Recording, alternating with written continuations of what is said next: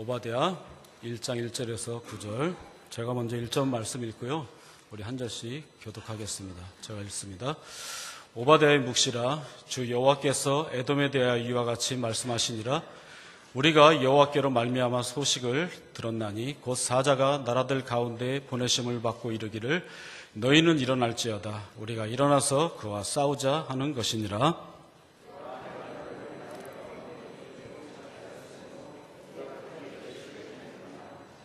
너의 마음의 교만이 너를 속였도다. 바위 틈에 거주하며 높은 곳에 사는 자여, 내가 마음에 이르기를 누가 능히 나를 땅에 끌어내리겠느냐 하니,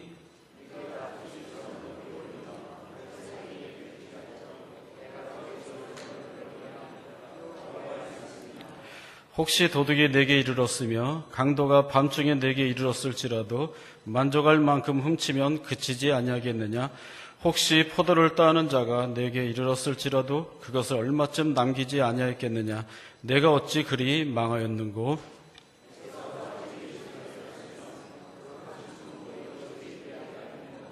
너와 약조한 모든 자들이 다 너를 쫓아 변경에 이르게 하며 너와 화목하던 자들이 너를 속여 이기며 네 먹을 것을 먹는 자들이 네 아래 함정을 파니 네 마음에 지각이 없음이로다.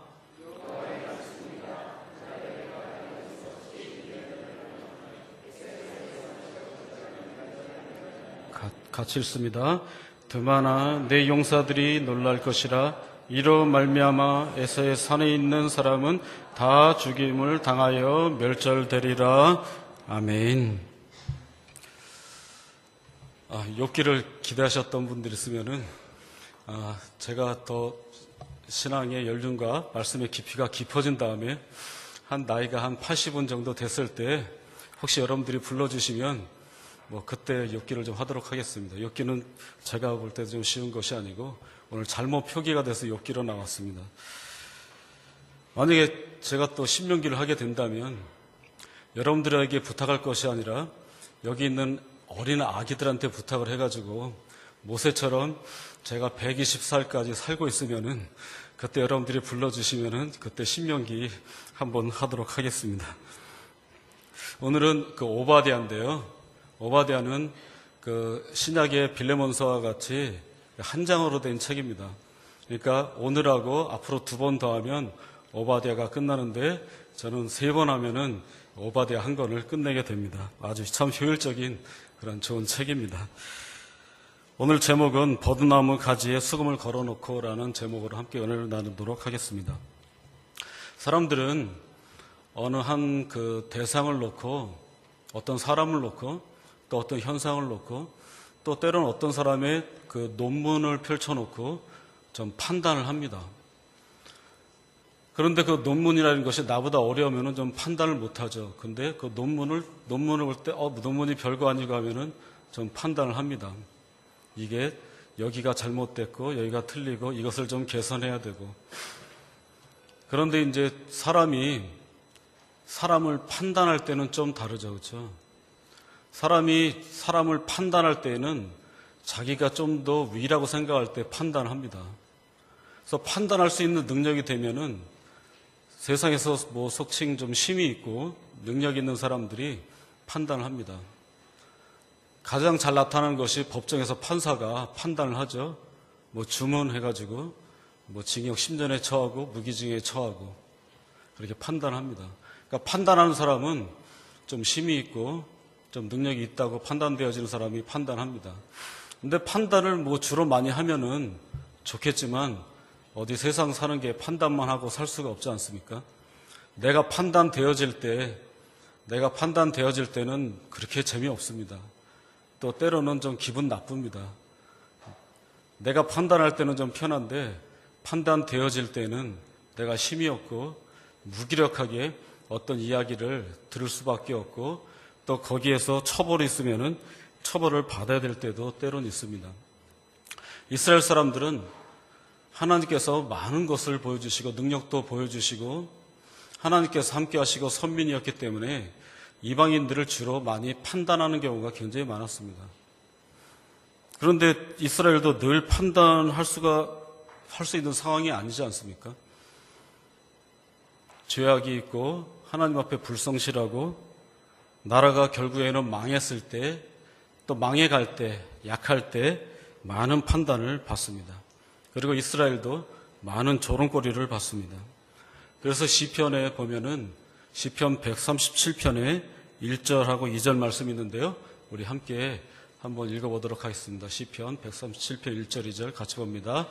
우리가 바벨론의 여러 강변 거기에 앉아서 시온을 기억하며 울었도다. 그 중에 버드나무에 우리가 우리의 수금을 걸었나니 합니다. 이 사람들이 바벨론에게 멸망을 하고 많은 사람들이 바벨론의 포로로 잡혀갔습니다. 이 사람들이 대부분의 삶 가운데서는 노예로 또 자유를 잃고 힘들게 살아가는데 때론 좀 쉬는 날이 있으면은 바벨론의 한 곳이 아니라 여러 강변에 가서 거기서 웁니다. 왜 울죠? 늘 판단을 받거든요. 이게 뭐 잘못됐고 일 더 해야 되고 우리는 그 피정복민이고 대우를 많이 받지 못하고 멸시를 당하고 차별을 당하기 때문에 이 사람들이 강변에서 웁니다. 그런데 중요한 게 1절에 보면 여러 강변 거기에 앉아서입니다. 거기입니다. 나중에 거기라는 말이 굉장히 중요하게 나중에 언급이 될 텐데요. 시온을 기억하며 울었도다. 그러면서 그 중에 버드나무 가지에 우리가 우리의 수금을 걸었나니 합니다. 수금이라는 것은 그 연주를 해야 되는 거 아닙니까? 그런데 수금은 있는데 연주할 수 있는 상황이 아닙니다. 왜냐하면 바벨론 사람들이 막 약 올립니다. 또 꾸짖습니다. 야, 너희가 너희 신을 섬기던 예루살렘 성전에서 너희들이 예배 드릴 때 하나님 앞에 드렸던 찬송 한번 해봐라. 이 사람들은 어떻게 듣는 거죠? 또 뭐 술 먹은 사람도 있을 거고 비아냥거리는 사람도 있을 거고 야, 너희 신 여호와께 드리던 찬양 한번 해봐. 우리 들어줄게 하고 비아냥거리면서 듣습니다. 자꾸 이런 요청을 하기 때문에 수금으로 노래를 연주를 하지 못합니다. 그래서 그 수금을 버드나무까지 올려놓았습니다. 오늘 제목도 있듯이 그런 상황에서 버드나무까지 수금을 걸어놓고서 그 상황 속에서 무엇을 하는가 하는 거죠. 아주 연약하고 많은 사람들은 그 상황 속에서 대래 포기하고 그냥 바벨론에 동화가 돼서 바벨론에서 어떻게 하면 더 잘 살까. 아마 대부분의 포로들이 그렇게 생각을 하고 바벨론에서 털을 잡고 살아온 사람들이 굉장히 많았을 겁니다. 그 상황 속에서 이 사람들은 시편 137편 우리가 읽지는 않겠지만 5절 6절에 보면은 정말 슬피 웁니다. 그 순간에 그 오늘 그 우는 그때 그 현실 그 순간에 이 사람들은 슬피 웁니다.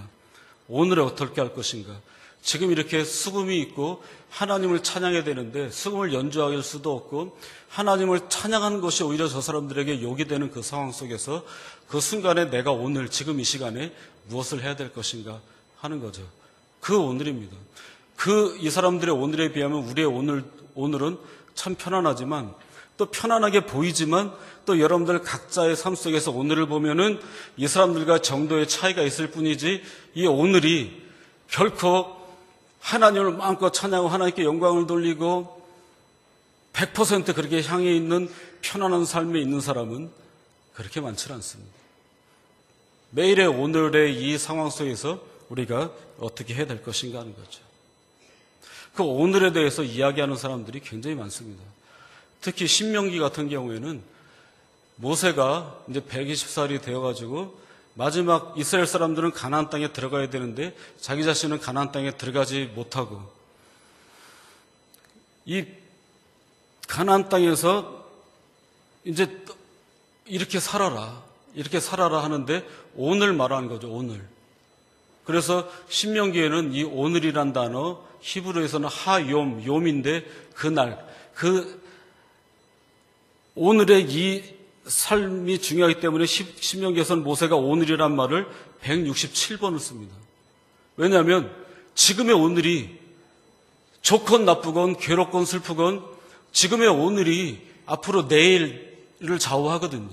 그러니까 지금의 오늘을 어떻게 살아갈 것인가 하는 거죠. 모세는 그래서 167번이나 오늘 이야기를 합니다. 가서 가나안 땅에서 이렇게 잘 살아라는 거죠. 그러나 우리가 결과로 알지만 처음에는 잘 살았지만 들어가자마자 사사시대 때부터 이 사람들은 그 모세가 말했던 그 오늘, 하나님 말씀을 듣고 이 말씀대로 살겠다라고 했던 그 오늘이 무색해진 내일이 되어버린 거예요. 그 오늘의 이 결심이 만족되어진 내일이 없었던 거죠.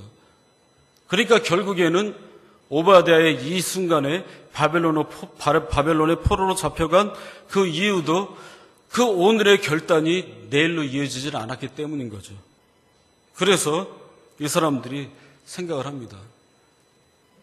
하나님 앞에 오늘의 이 성실하겠다고, 하나님의 언약을 신실함으로 지키겠다고 이 사람들이 늘 하나님 앞에 약속을 하고 헌신을 하고 울고 회개를 했는데 정말 내일이 그렇지 않았다는 거죠.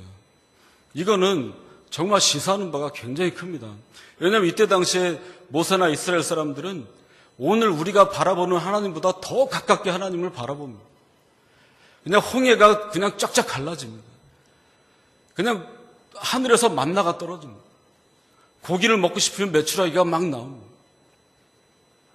또 잘못된 사람들, 죄악 있는 사람들, 바알보올에서 간음한 사람들은 하나님께서 그때그때 그냥 죽여버리기도 합니다. 무섭기도 하고 놀랍기도 하는 하나님의 그 놀라운 역사를 그렇게 많이 봐도 이 사람들은 그 하나님의 능력을 보는 오늘 결심했는데 내일 그게 잘 안 됩니다. 저와 여러분들도 마찬가지죠. 그렇죠? 정말 이렇게 해야 되게, 이렇게 살아야겠노라고 다짐을 하고 회개를 하고 내일부터는 그러지 말아야지 하는데 또 계속 되풀이되는 그 내일. 그게 정말 괴로운 거죠. 결국에는 오바댜의 이 바벨론 포로, 가나안 땅에서 제대로 살지도 못하고 이제 또 포로로 잡혀온 거죠. 그 포로로 잡혀온 그 순간에 이 오바댜는 어떻게 할 건가? 과거를 바라보고 오늘 다시 한번 하나님 앞에 온전히 서기를 강구하면서 오바댜가 이 하나님 말씀을 백성들에게 전하는 거죠. 이 오바댜란 이름의 뜻은 여호와의 종이란 뜻입니다. 그러니까 뭐냐면 나는 없고 오직 여호와 하나님만 바라보겠다는 뜻입니다. 또 다른 뜻은 뭐냐면 오바댜는 여호와께 예배하는 자입니다. 우리의 올해 내용과 너무나 잘 맞습니다. 여호와께 예배하는 자. 그러니까 다른 거 바라보지 않고 여호와 하나님만 바라보고 나는 여호와의 종이고 여호와께만 예배하겠노라. 그 이름에 오바댜의 나머지 모든 내용이 다 들어있습니다. 나는 또 우리는 간대 없습니다. 하나님만 있습니다. 그러한 가운데서 오바댜 1절에 보면은 오바댜의 묵시라입니다. 오바댜의 묵시라. 이 묵시라는 말은 대부분의 영어 성경에는 더 비전이라고 했어요. 보는 거죠. 보는 것. 오바댜의 묵시입니다. 하나님께서 말씀하시고 보여줍니다. 말씀하시고 보여주는 그 명확한 것을 이야기합니다. 오바댜는 하나님만 의지하고 하나님의 종이고 하나님께로만 집중했을 때에 하나님의 비전, 하나님의 묵시가 보입니다. 또 그것을 원하는 거죠. 무엇을 바라보느냐는 것, 무엇을 바라보느냐. 아까 우리 중고등부 예배 끝나고 특강을 하는데 우리 고영성 집사님께서 말씀하시는데 앞으로 살아가는데 스마트폰을 20년 보는데 책은 2개월 본다나 3개월 본다나 그럽니다. 그 사이에도 3개월인지 2개월인지 벌써 잊었습니다. 그러니 우리가 하나님 앞에 회개하고 내일 잊어버리죠. 좀 아까 들었는데 책을 앞으로 2개월, 3개월, 벌써 까먹었습니다. 근데 스마트폰은 한 20년 본답니다. 그러니까 책을 보는 게 스마트폰 보는 것보다 더 좋죠. 그렇죠? 그런데 사람은 참 이상하게 생겨먹었어요. 좋은 거 해야 되는 것보다 조금 하지 말아야 될 것을 더 보는 경향이 굉장히 많은 것 같아요. 대부분의 사람들 정말 아침에 일어나면 스마트폰부터 봅니다. 또 스마트폰이 깨웁니다. 스마트폰이 깨웁니다. 그리고 스마트폰으로 하루를 시작하고 중간중간 검색을 하고 그냥 스마트폰이 그냥 몸의 일부입니다. 바라보는 거 많습니다. 집도 바라보고요. 돈도 바라보고 외모도 바라보고 권력도 바라보고 보는 거 굉장히 많습니다. 그런데 오바댜는 정말 하나님만 바라보고 하나님께서 보여주신 것만 말합니다. 이스라엘 백성들은 바벨론의 힘을 봤습니다. 아수르의 힘도 봤습니다. 애굽의 힘도 봤습니다. 예언자들이 나타날 때마다 바벨론 바라보지 마라. 저 아무것도 아니다. 아수르 바라보지 마라. 애굽 바라보지 마라. 이 사람들이 후회하는 거죠. 그때 바벨론, 아수르, 애굽 바라보지 말걸. 그리고 예언자의 말씀을 좀 들을 걸. 예언자의 말씀을 좀 들을 걸. 정말 그게 맞는 말씀이었는데 들을 걸 하는 거죠. 그런데 그것이 선포될 때 들을 걸 했지만 나중에 후회할 때는 정말 그 다음에 잘 들을 것 같지만 이게 또 그 다음에 듣는다는 것이 정말 쉽지 않습니다. 사람은 참 듣는 거 굉장히 어렵습니다. 또 별로 즐겨하지 않습니다. 좀 듣는 게 들어서 잘 될 것 같으면 듣고 그렇게 하겠나라고 하지만 또 그 다음에 여실히 또 들리면은 그 듣는 것이 정말 쉽지 않습니다. 아까도 얘기했지만 모세가 모압 땅에서 바벨론을 바라보면서 이 말씀을 좀 들어라. 이 말씀을 좀 들어라. 들었는데 알겠습니다 하고 안 듣습니다. 거듭되는 예언자들이 나올 때마다 하나님 말씀을 전합니다. 그럴 때마다 왕들이나 백성들은 이 예언자를 어떻게 죽일까 고민합니다. 자기들의 인터레스트, 이득이 없거든요. 눈앞에 하나님의 말씀을 들으면 자기들의 이익이 없거든요. 가나안 땅에서도 이 사람들은 계속 불성실하고 듣지 않습니다. 말씀이 없는 것이 아니라 망할 때까지 하나님께서 예언자를 끊은 적이 없습니다. 어떨 때는 겹칩니다. 어떨 때는 겹칩니다. 이사야의 말씀과 미가의 내용은 똑같이 겹치는 말씀도 있습니다. 두 사람이 겹칠 정도면은 하나님께서 많이 보내주신 거죠.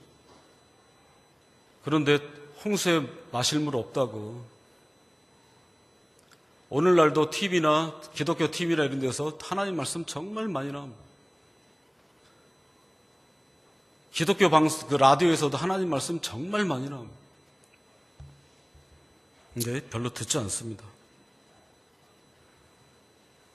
그래도 오바댜는 들으라고 합니다. 그런데 그 대상이 있습니다. 에돔을 봐라. 에돔에 관해서, 에돔에 대해서 내가 말할 테니까 들어라. 그 에돔은 누구죠? 이 심판의 대상인데 에돔을 통해서 너희 자신도 한번 바라봐라는 거죠. 근데 에돔을 내가 심판하겠는데 에돔의 심판은 너희들과 관계가 없는 것이 아니다는 거예요. 왜냐하면 에돔은 에서의 자손이기 때문에 아예 너희랑 태를 나눈 그러한 민족이라는 거죠.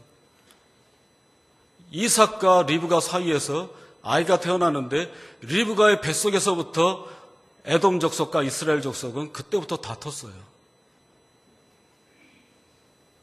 그리고 야곱과 에서 이야기 잘 알지 않습니까? 그 관계가 틀어졌는데 야복 강가에서 관계가 회복된 듯 하지만 완전히 회복된 건 아니었어요. 그렇죠? 왜냐하면 그 이후로도 계속 에돔 자손과 문제가 있었기 때문에 그 관계의 틀어짐이 있었는데 그 관계의 틀어짐도 에돔만의 문제가 아니라 이스라엘도 같이 있다는 거죠. 이스라엘도 에돔하고 화해하지 않았다는 거죠. 화해 안 한 이유가 뭐죠? 우리가 하나님께서 인정하는 적정 자손이라는 거예요. 에돔은 에서의 자손들이고 전 사이드라는 거예요. 밖이라는 거예요. 우월감이 있는 거예요. 교만한 거죠. 더 높은 거죠. 그래서 이스라엘은 언제나 에돔을 판단합니다. 에돔은 당연히 판단되어지기 싫어하죠. 그렇죠? 지금도 아랍 사람들은 이스마엘이 형이라고 합니다. 이삭의 형이라고 합니다. 이스마엘이 장손이라고 합니다. 이스라엘 사람들과 지금도 싸웁니다. 먼저 태어나기는 이스마엘이 더 먼저 태어났죠. 지금도 서로 자기들이 판단하려고 합니다. 항상 그럴 때 대립이 있고 싸움이 있고 정말 화해는 정말 힘듭니다. 화해하기가 정말 힘듭니다. 하나님께서는 정말 사람들 전체 전 인류가 하나님과 대항했을 때 아들 예수 그리스도 독생자를 보내시면서까지도 화해하려고 하셨는데 또 화해를 이루셨는데 지금도 그것을 거부하는 사람들이 굉장히 많습니다. 그러니 이스라엘과 에돔은 정말 화해가 쉽지 않습니다. 참 그 충격적인 이야기였었는데 제가 여러분들 영남 호남 이렇게 한다고 오해하지 마십시오. 그냥 제가 겪은 일을 얘기하는 겁니다. 뭐냐면 제가 그 영남 쪽에서 교회 사역을 했었는데 정말 한 분이 정말 신실한 분이에요. 주의 종이에요. 그리고 기도의 능력도 굉장히 있어요. 정말. 그리고 전도도 굉장히 잘하고 그 교회의 기둥이에요. 그리고 사역자예요. 모든 게 정말 신앙이나 이런 거는 다 좋아요. 그런데 영원한 갈등에 대한 이야기가 나오면 굽히질 않아요. 제가 서울 사람이라 그런지 모르겠는데 이해가 안 돼요. 예수 그리스도의 화해가 있고 에베소서에서 2장에서 막힌 담을 예수님께서 하셨는데 그까지 영원한 갈등 하나 그걸 뚫지 못해요? 그러니 화해가 어려운 거예요. 앞으로 통일되면 남과 북의 문제는 정말 굉장할 거예요. 그렇죠? 예전에도 뭐 경평 축구 한다 그러면은 뭐 엄청났다는데 정말 대단할 거예요. 그 우리나라의 그 지역적인 갈등 하나 해결하지 못하면서 화해를 한다고요? 이스라엘과 에서의 이 화해는 뭐 더 힘들겠죠. 그렇죠? 또 그들 가운데 전쟁이 서로 죽임의 오고 감이 있었기 때문에 정말 힘든 겁니다. 관계가 이렇게 틀어진 에돔에 대해서 하나님께서 심판하시는데 이 에돔의 내용을 에돔에 대한 하나님 나의 심판을 통해서 너희들 자신을 바라는 거죠. 에돔이 이스라엘이 망할 때 괴롭혔거든요. 또 이스라엘이 망할 때 에돔이 약 올렸거든요. 그래서 에돔에 대해서 심판하신다 그래요. 왜요? 하나님께서는 이스라엘에 대해서 뭐라 하는 사람은 하나님께서 또 그냥 못 보고 계시거든요. 또 에돔 자체의 죄가 또 너무나 크기 때문에. 그래서 오늘 본문 2절에 보면 하나님께서 그 에돔을 작게 하신대요. 작게 하신다고 하면서 또 하나님께서 에돔의 자손들을 멸시를 받게 하신다 그래요. 멸시를 받게 하신다. 이 멸시를 받게 하신다 이 말이 어디서 나오냐면 창세기의 그 에서에 관한 그 내용에 나올 때 에서가 장자의 직분을 가볍게 여겼다 하는 그 가볍게 여겼다 하는 말과 여기서 하나님께서 에돔 족속을 멸시받게 하신다는 말하고 똑같은 말이에요. 그러니까 정말 조상이 잘해야 돼요. 제가 잘해서 우리 애들이 잘 돼야 되는 거고요. 에돔이 장자의 직분을 가볍게 예전처에는 경홀히 여겼다는데 가볍게 여겼다. 그래서 에서가 탈락한 거 아니에요. 그렇죠? 그런데 그 에서의 그 예전의 그 전력 때문에 그 자손들도 멸시를 받게 돼요. 하나님께서 에돔 자손을 심판하시는데 주로 크게 네 가지로 심판하는데 대부분의 내용이 교만이에요. 교만인데 본문 3절하고 4절의 내용은 특히 3절에 보면 너의 마음의 교만, 너의 마음의 교만. 이 교만이란 말이 어떻게 보면 굉장히 의미가 있는 그런 말씀입니다. 뭐냐면 하나님께서 주신 그 권위에 반대되는 말이에요. 그러니까 쉽게 말해서 뭐냐면 교만하다는 거는 내가 권위를 받겠다는 거예요. 하나님의 권위를 내가 가로채겠다는 것이 교만이에요. 하나님이 권위자인데 내가 하나님 대신하겠다는 것이 교만이에요. 그게 높아짐이고 우쭐됨이에요. 우쭐댈 때는 내가 제일 높다고 생각을 하잖아요. 하나님조차도 나보다 아래라고 생각하는 것이 교만이에요. 하나님의 권위를 무시하는 거죠. 근데 이 권위는 어디서 나오냐면 여러분 권위는 뭐 대통령이 됐다고 권위가 있고 뭐 돈이 있다고 그 금권 그 권위가 있고 그런 그 권위는 정말 값싼 그 천민적인 권위예요. 그건 자기 스스로 세우는 권위인 거예요. 억지로 세우는 권위인 거예요. 여러분, 독재자들은 자기의 권위 억지로 세우잖아요. 그렇죠? 전 세계에 있는 모든 독재자들이. 또 돈 많은 사람들은 금권으로, 돈으로서 권위를 세우잖아요. 그 사람들 돈 다 잃으면 어떻게 돼요? 주변 사람들이? 하나도 알아주지 않잖아요.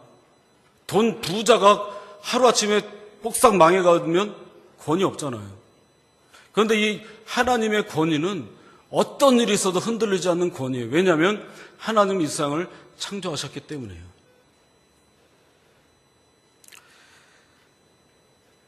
이 권위는 어디서 나오냐면 창조자에서부터 나와요. 창조하시고 우리 모든 것의 주인이기 때문에 권위가 나와요. 그래서 영어로 권위가 authority 하잖아요. 그런데 그게 원래가 author잖아요. 그래서 저자, 책을 쓴 사람, 그게 author잖아요. 그렇죠? 제가 TH 발음이 잘 안 돼가지고 author 해도 author로 알아들으십시오.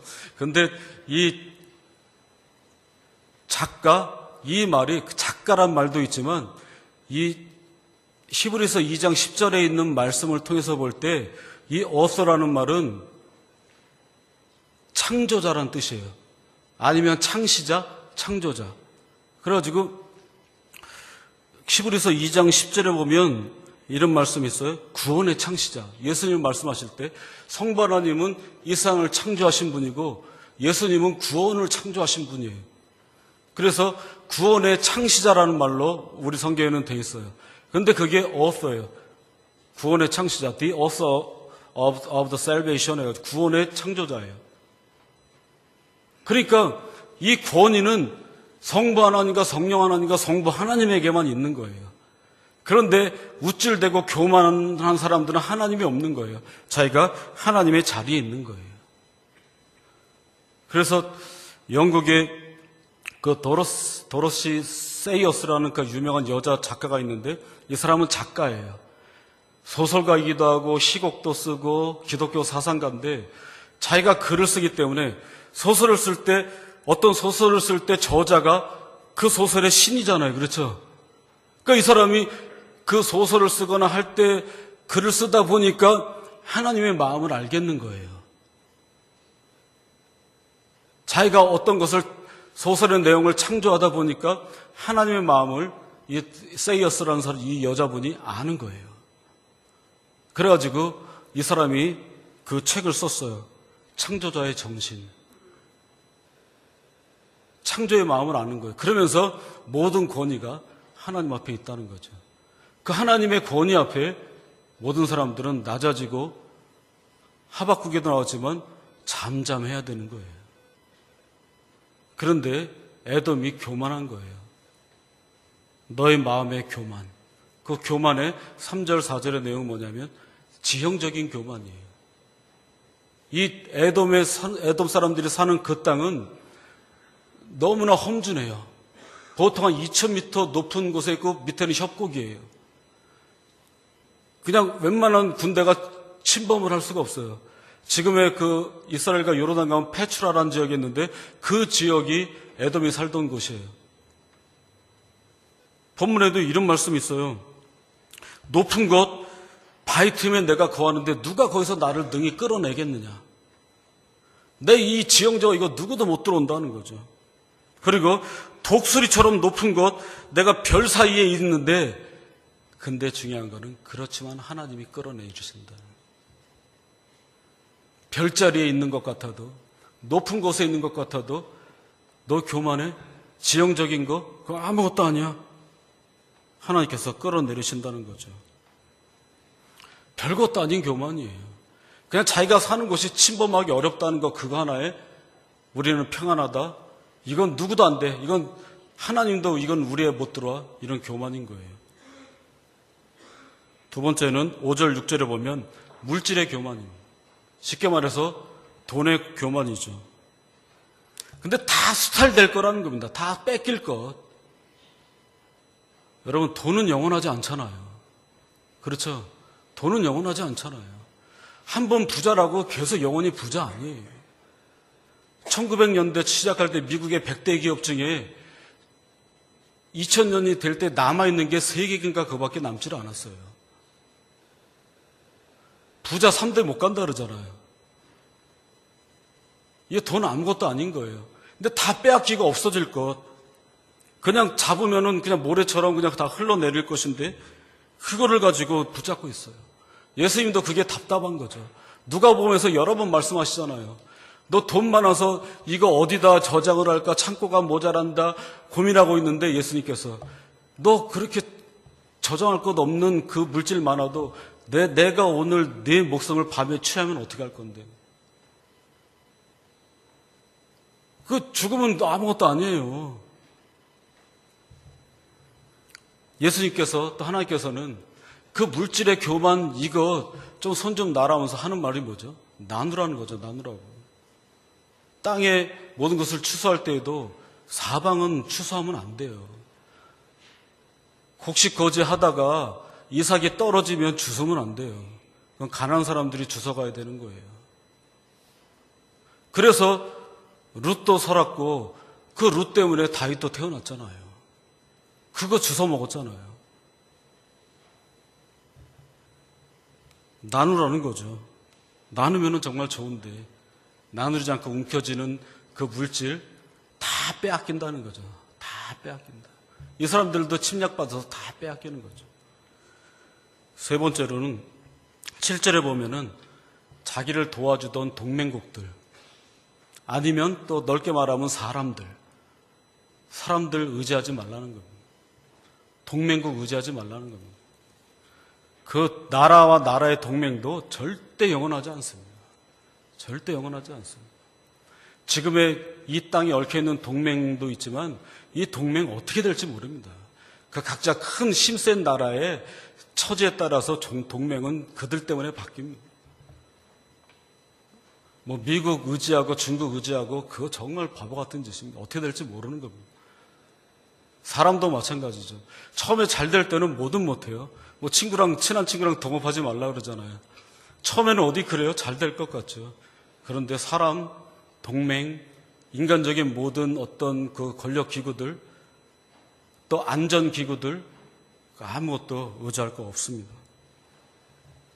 예수님 앞에 베드로도 배신했었는데요. 네 번째로는 8절 9절에 보면 이 에돔 지역에 사는 사람들, 에서의 자손들, 잠언에도 그렇고 여러 곳에 욥기에도 그렇고 여러 곳에 이 지역 사람들에게 인간적인 지혜가 있다고 칭송이 자자했던 사람들이고 그 땅이었습니다. 지혜가 아주 많았다고 그럽니다. 그런데 그 지혜 때문에 풍요했는데 그 지혜가 문제는 하나님 없는 지혜라는 거예요. 말은 맞는 말이에요. 공자왈 맹자왈처럼 말은 맞는 말이에요. 이런 말 하면 뭐하지만 여러분들 가끔 시간 있으면은 이렇게 그 기독교 방송 이렇게 하다 보면은 옆에 딱 하면은 그 불교 방송도 나오잖아요. 거기 한 고승이 그 법회하는 거 한번 들어봤어요. 저는 궁금해서 한번 들어봤어요. 좋은 말 굉장히 많이 해요. 그 사람들이 인간적인 깨달음 있죠. 그 한문에 그 심오한 거 이런 거 굉장히 많아요. 쉽게 어떻게 보면 공부한 거 보면 목사님들보다 그 사람들이 공부는 더 많이 한 것 같아요. 철학이라든지 이런 거 굉장히 많이 알아요. 근데 천국 못 가잖아요. 그럼 어떡할 거예요? 구원 못 받잖아요. 하나님 없는 지혜가 그래요. 그래서 놀랄 거다 그러면 드만의 용사들아 놀랄 거다. 왜요? 지혜, 인간의 모든 지혜를 다 의지했는데 그 지혜가 하나님 앞에서 온데간데 없어진 거예요. 하나님이 나타나셔서 그냥 심판하면은 무용지물이 되는 거예요. 인간의 지혜, 하나님께서 나타나면은 놀랄 수밖에 없어요. 왜냐하면 헛된 것 뿐이거든요. 결론입니다. 이스라엘 사람들이 이 에돔의 내용을 바라보면서 생각을 하는 거죠. 오바댜도 생각을 하는 거죠. 또 그 말을 듣고 있는 이스라엘 사람들도 생각을 하는 거죠. 이 사람들의 상황이 어때요? 바벨론 땅이에요. 거기에서 137편 1절에도 거기에서 뭐 하고 있어요? 거기에서 오늘 옛날을 생각하는 거예요. 거기에서 오늘 옛날에 잘못된 것을 회개하고 깨닫기 위해서 있는 거예요. 거기에 있어요. 시편 137편 7절 우리 한번 같이 읽어보겠습니다. 시편 137편 7절 같이 쓴다. 시작. 여호와여, 예루살렘이 멸망하던 날을 기억하시고 에돔 자손을 치소서. 그들의 말이 헐어버리라 헐어버리라 그 기초까지 헐어버리라 하였나이다. 이 사람들이 거기에서 정말 자기들의 잘못된 모든 것은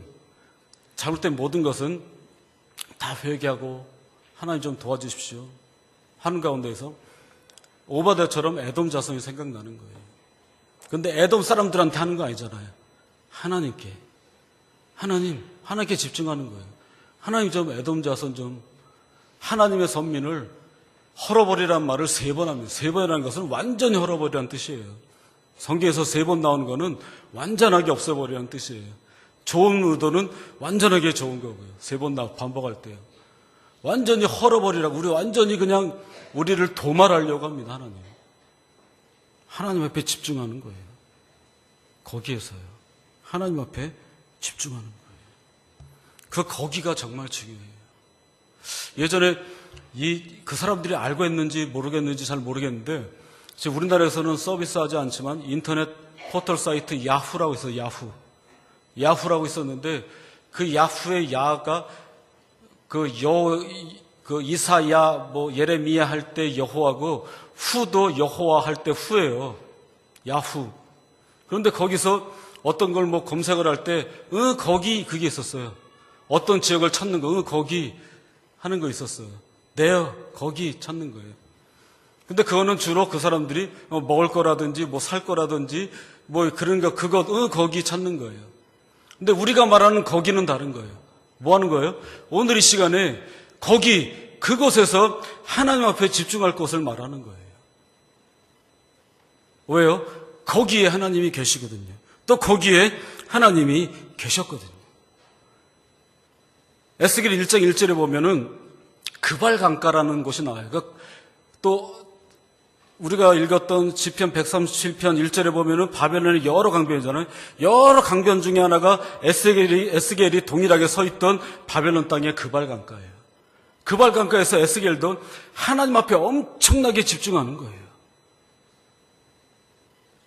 집중하는데 우리 성경에는 그 단어가 빠졌는데 에스겔 1장 3절에 보면은 여호와의 권능이 내 위에 있으니라 그래요.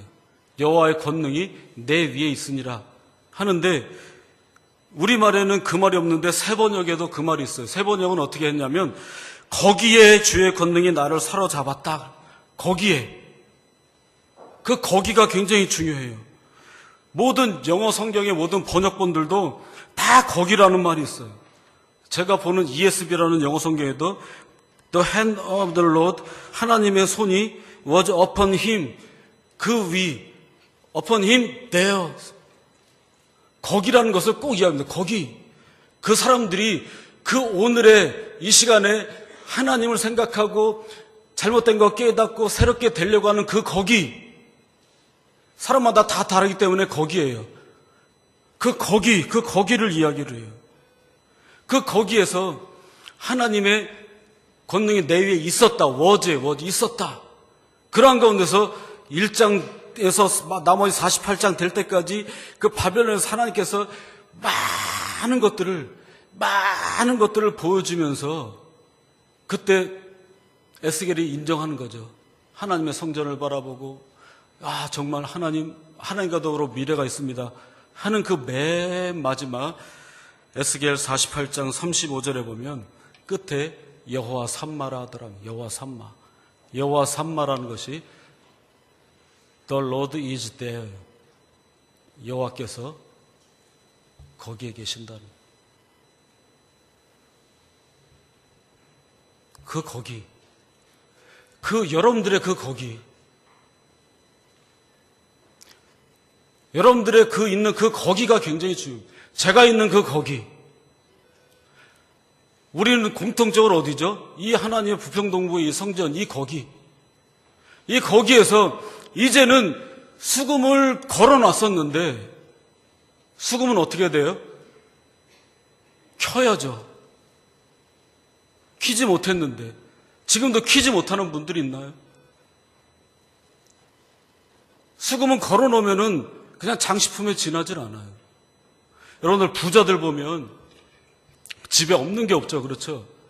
집에 정말 그 굉장히 좋은 전축에서 스피커에서 울려 퍼지는 음악이 있고 아주 비싼 커피콩을 갈아가지고 향기 좋은 커피를 내리고 그리고 세탁기가 뭐 좋아가지고 건조해서 다 나오는 게 있고 뭐 냉장고도 굉장히 좋고 뭐도 좋고 집안도 방음시설이 다 있고 막 부잣집에 다 있죠. 그거 누구 좋으라고 있어요? 그 집 가정부 좋으라고 있어요. 그거 다 있는 사람들은 직접 안 해요. 가정부가 하죠. 가정부가 좋은 기계로 빨리 끝내놓고 아름다운 전축을 틀어놓고 음악 들으면서 향기 좋은 커피 마시고 아줌마가 다 들어요. 우리가 어떤 사람들 저 사람은 은혜 받고 저 사람은 하나님께서 함께 하시고 그게 그거예요. 똑같아요. 그 사람은 그 사람이고 그 사람 아무리 잘해도 그 사람이 그 사람 하나님 만난 거고요.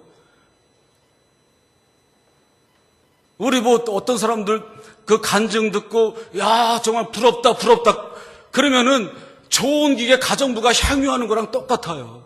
여러분들이 그 하나님 만나고 거기서 여러분들의 수금을 여러분들이 켜야죠. 여러분들이 켜야죠.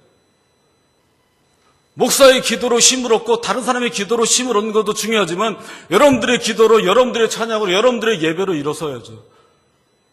그것이 이루어질 거기 올 한 해 우리가 예배로 회복되고 하나가 되는 것인데 이곳에서 공통적으로 이곳에서 또 여러분들이 또 개별적으로 계시고 하나님을 찾는 거기에서 걸어놓았던 수금을 들어서 키고 아름다운 선율이 울려나오고 많은 것을 하나님께 영광 돌리고 하나님의 살아계심을 하나님께서 이곳에 계시기 때문에 여러분들의 몸으로 여러분들의 인격으로 하나님을 찬양하고 하나님을 영광 드리는 그곳에 하나님의 영광이 가득하기를 주님의 이름으로 간절히 축원합니다. 기도하겠습니다.